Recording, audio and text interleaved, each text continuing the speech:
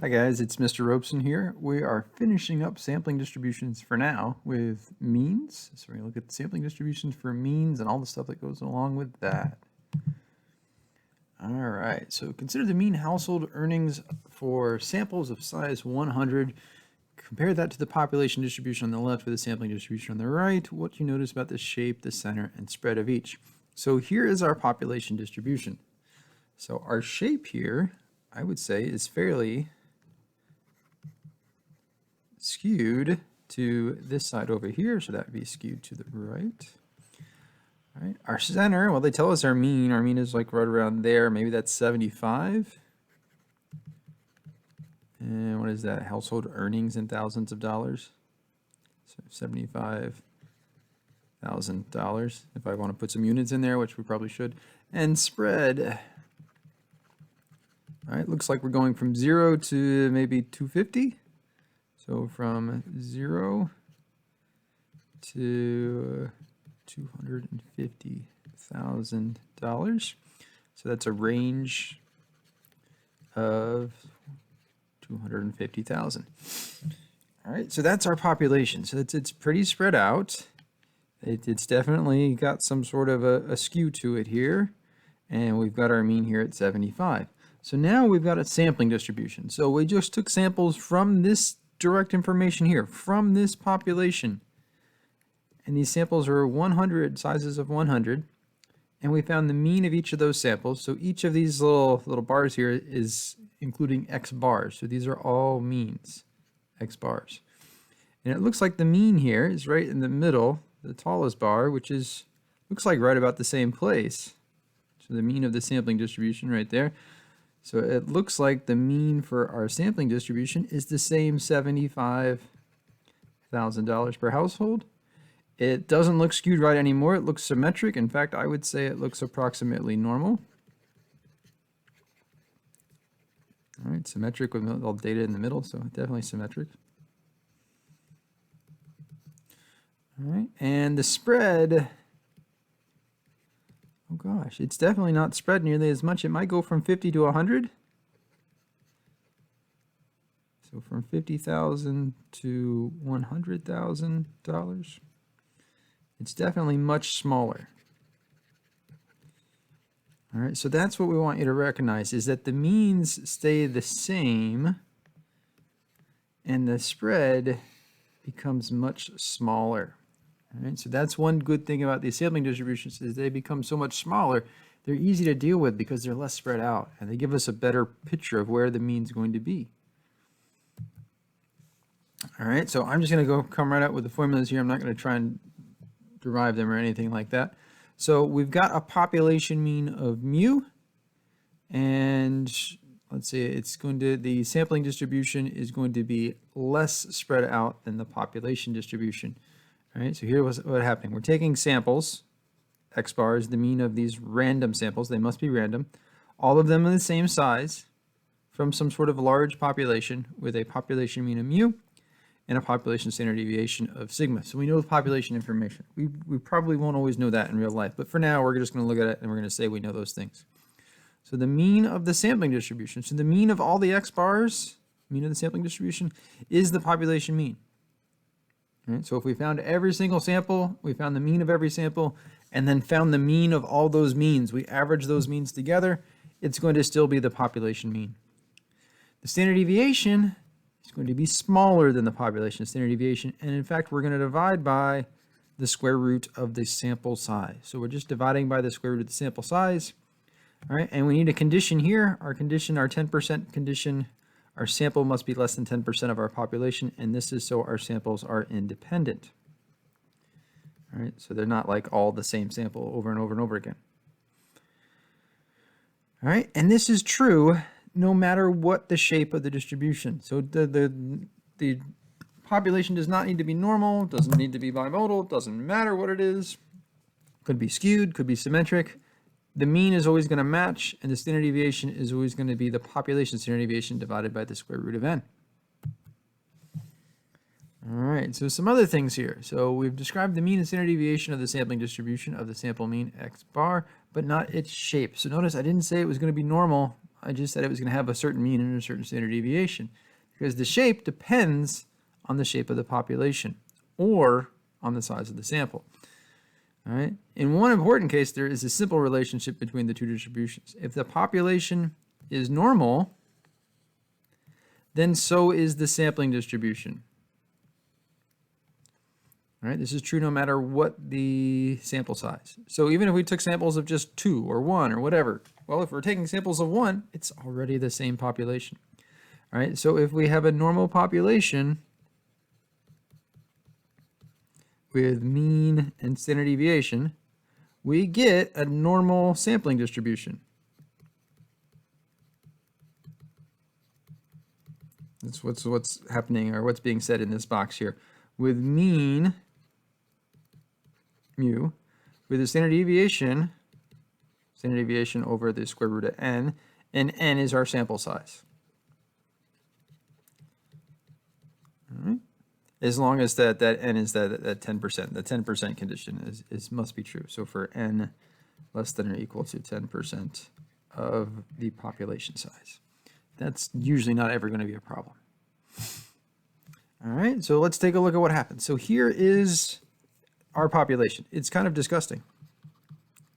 In fact, it's 3 different blocks, here, here, and here. All right, so if we take samples of size 2, like hundreds or thousands of samples, it's still pretty messy. We're taking samples now of size 5. It's getting a little nicer. I'd say it's almost symmetric at this point. Samples of size 10. It's getting nice and kind of smooth here, even at this point, even at just samples of size 10. And here's samples of size 25, and looks like it's almost like a perfect, nice little normal curve. All right, so notice also, this is showing us our spread. This is 1 standard deviation for each one of these, I believe. So there's the middle, and 1 standard deviation each direction, middle, 1 standard deviation each direction. So notice as n, leave out some more, n increases, the spread decreases. Or if we write this in just symbols, and as n goes up, the standard deviation of the sampling distribution goes down. But the middle seems to stay exactly the same. So the mean for each one is still equal to m as n changes. Right, so n changing doesn't really affect the mean. Right? So draw a simple random sample of size n from any population, find out standard deviation. The central limit theorem says that when n is large, the sampling distribution for the sample means, x bar, is approximately normal. So this is something that we're going to use a lot. We can just call this the central limit theorem, the CLT. And it tells us that our sampling distribution becomes normal. All right, well, then the question is, what's the size? What's the key? Well, the size that we want is n needs to be greater than or equal to 30. 30. All right, if n is greater than or equal to 30, then we say, this is what we say, we write it like this. N equals some number which is greater than or equal to 30. So by CLT, we have an approximately normal sampling distribution. All right, that's what we write on the AP exam when it asks us to do this sort of thing, and we will have to do this when we do inference stuff. But this is it. This is our sentence. We just have to remember 30 is the magic number when we're working with means. When we're working with proportions, it's the n times p, and the n times 1 minus p has to be greater than or equal to 10. All right, so here's what it is. Here's basically us saying that 30 is the key number. All right, sometimes as small as 25 or even smaller will work, but the magic number, the number we want, is 30. Here's me to help you remember it right there. Less than 30? No, we don't want that. 30 or more? Hey, that's what we want right there. 30 or more. Central limit theorem gives us a normal distribution.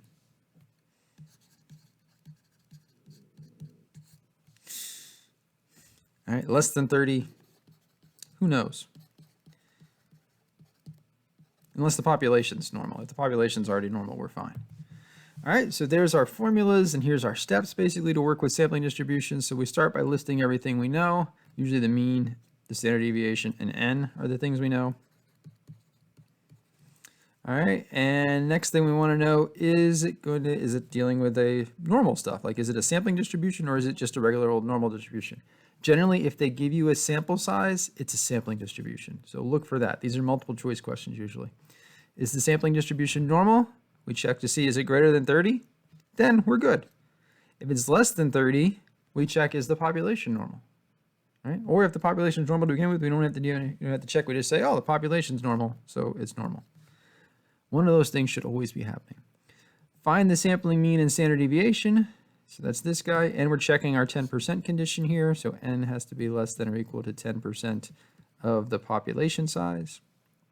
And we can either draw a picture or we can label our normal CDF to find the probability. So here we go.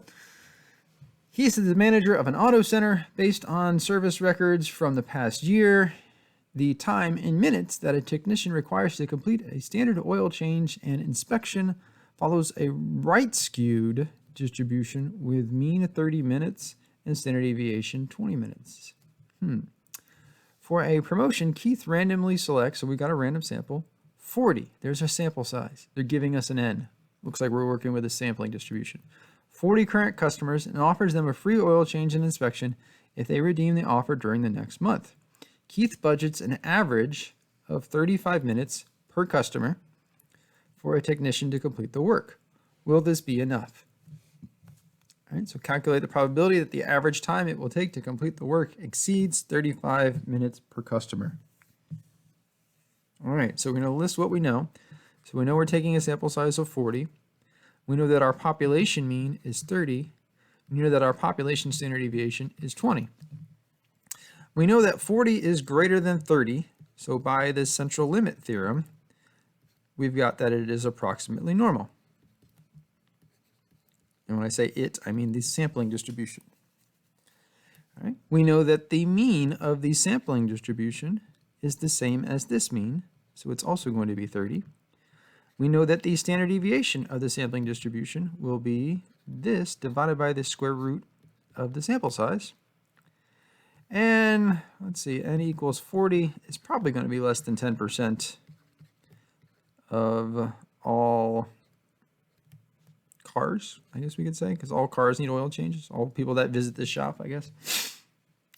So maybe there's more than 400 cars that visit them in a year, in a week, or a month, or whatever. Yeah, that's a reasonable assumption. So we've got our mean, we've got our standard deviation, we've got that it's normal. We want to know the probability that it exceeds 35. So we can draw the normal curve if we want, or we can just go straight to our normal CDF because we're finding a probability, CDF. Our lower bound will be the 35. Our upper bound will be something big. Our mean will be the 30. Our standard deviation will be the 20 divided by the square root of 40. I didn't work that out. I'm just going to plug it right in on my calculator. All right, so let's do this. On second distribution, CDF number 2, we're going from 35 to something big, one with lots of zeros. Our mean is 30. Our standard deviation is 20 divided by the square root of 40. And there we go. There's our answer, 0.0569.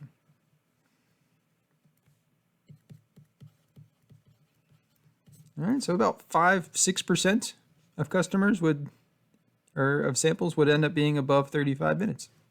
That's not so bad. So we got a 95% chance that it will be under time. How much time should Keith budget if he wants to be 99% certain that he does not go over the budget? Well, this is 94% certain. All right, so he's 94% certain here because about 6% would be over budget. So this is asking us to work backwards. So this is saying we've got the percent, 99% is here, and what's this x value? Technically it's an x bar. All right, so this is working backwards, so this is inverse norm. Our area is the 0.99. our mean for the sampling distribution is still the 30. Our standard deviation for this sampling distribution is still the 20 divided by the square root of 40. So we go back to our calculator again, second distribution. We're going to number 3 this time, inverse norm. And let's say we've got 99%. I'm going to be 99% certain. Our mean is 30. Our standard deviation is 20 divided by the square root of 40. And we're just typing that in, and let's say 37.35. And this was in minutes per customer. All right, so if he says, I'm going to give myself 35.35 minutes per customer, there's a 99% chance that he will keep it under the time he wants. All right, 2 more questions, and these are example multiple choice questions. All right, so how does standard deviation of the sampling distribution change as the sample size increases from n equals 100 to n equals 400? So we got one sample here, we got another sample here. So what's happening to the standard deviation of this sampling distribution? So this is standard deviation x bar, which is standard deviation divided by the square root of n. So originally, so for the first one, it would be the standard deviation over the square root of 100. For the second one, it's going to be the standard deviation over the square root of our new sample size, 400. And now we're asking, how do these compare?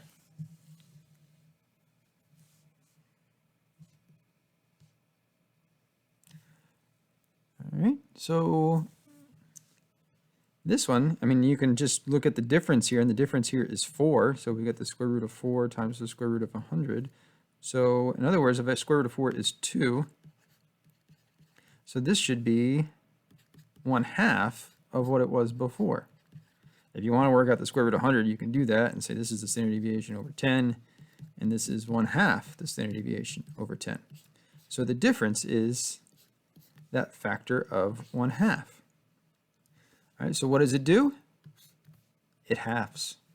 So changing your sample size from 100 to 400 halves your standard deviation for this sampling distribution. All right, so D is our answer.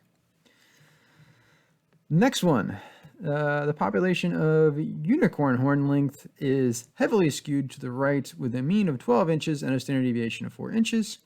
If samples of 40 unicorns are selected, which will describe the sampling distribution? All right, so is it still going to be skewed right, or is it now going to be normal? That's the first question we have to answer. Well, we're taking samples of 40. 40 is greater than 30. So by the central limit theorem, it's going to be approximately normal. All right, so we can get rid of A, B, and C. So it's no longer going to be skewed right. It's going to be normal because our sample size was so big. All right, the mean will stay the same. So the mean still needs to be 12. Both of those have 12. Both of those have normal. So it looks like the standard deviation is what's going to do it for us. And remember, the standard deviation is the old standard deviation divided by the square root of our sample size. Our old standard deviation was 4. Our sample size was 40. So it's 4 divided by the square root of 40. So it's definitely not 4. That's got to be this 0.63. So there's our answer, E. It will now be normal. It's a sampling distribution. The mean will be 12. The standard deviation is 0.63. All right, so that is sampling distribution with means, and that's the end of Unit 6 for us. We'll deal with subtracting means and subtracting proportions later when we come to those, but that is the end of Unit 6. So check out the homework here for 6.3 and 6.2.